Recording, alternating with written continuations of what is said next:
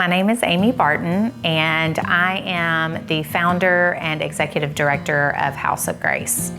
So we have 23,000 youth in the United States that will be aging out of foster care this year. 20% of them will actually be homeless instantly. We see these young women come out and they end up being dropped off at a homeless shelter the day they turn 18 years of age. And those young women are vulnerable. The ideas behind these kids becoming adults, that's just, they face hopelessness from not being able to have the skills and the resources they need to be an adult. One of the things that we provide at House of Grace is stability. They come in, they have a safe place to live, they have a support system that some of them may have never known during their time in foster care. And they also are equipped with resources and things that are available to them where they can make that transition from foster care into adulthood successfully. And so that's our goal for them. We want to be a lot of times the family that they've never had. And so we come in with teaching basics such as budgeting and financial planning. We equip them to complete their high school diploma. Once they do that, we encourage them to further their education, whether it's with a skill or a college education. But we give them those support systems and resources to be able to accomplish things that prior to coming into our home, they have probably never even dreamed about. This ministry has just developed. We know and understand that they are never going to allow us any access to their spiritual needs until we meet their physical needs. And their physical needs are the most basic things we could possibly think of.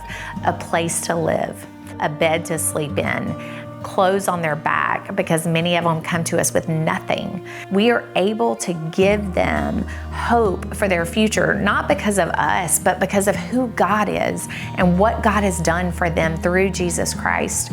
We don't have that opportunity until we meet those physical needs.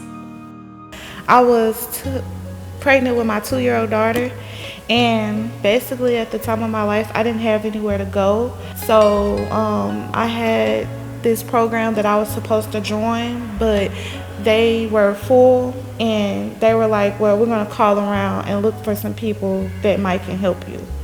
So that's when they found Miss Amy. They contacted her and they asked her to come see me at the hospital. So I followed her to home, Louisiana, and been here ever since. I got a lot of help from Miss Amy too, because like I said, I was a first-time parent. So she helped me a lot with like the father, like how to be a co-parent with him and to handle my depression and anxiety after the baby and postpartum. Like even after I left House of Grace and got my own, like she was still very supportive, making sure she stayed in contact and gave me any advice and answered any phone call I have.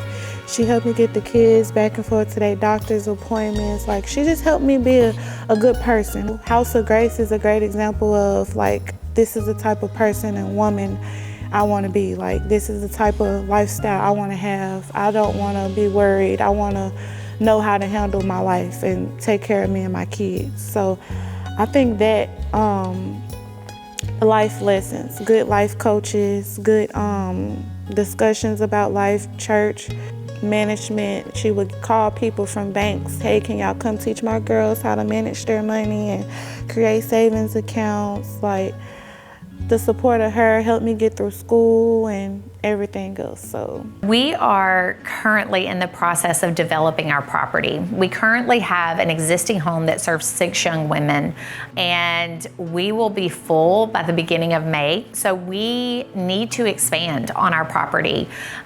We hope to build 5 to 6 apartments here on our campus for 10 additional young women, 10 to 12.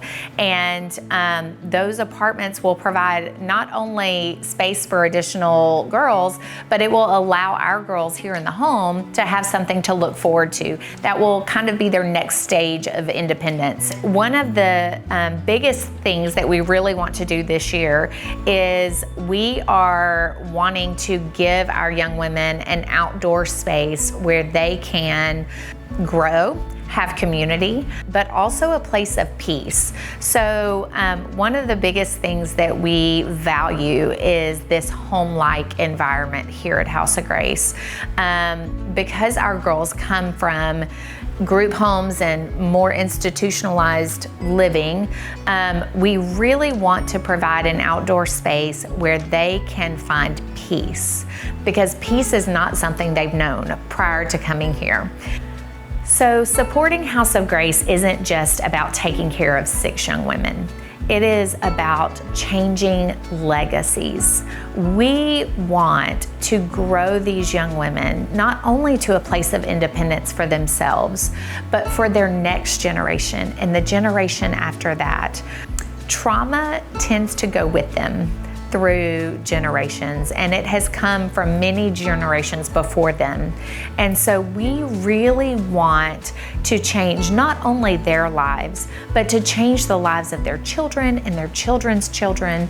And we know for a fact that not only can the skills and the things that they learn here and the relationships that they have here change those generations, but we know more than anything that the gospel of Jesus Christ will change those families. God promises that in His Word.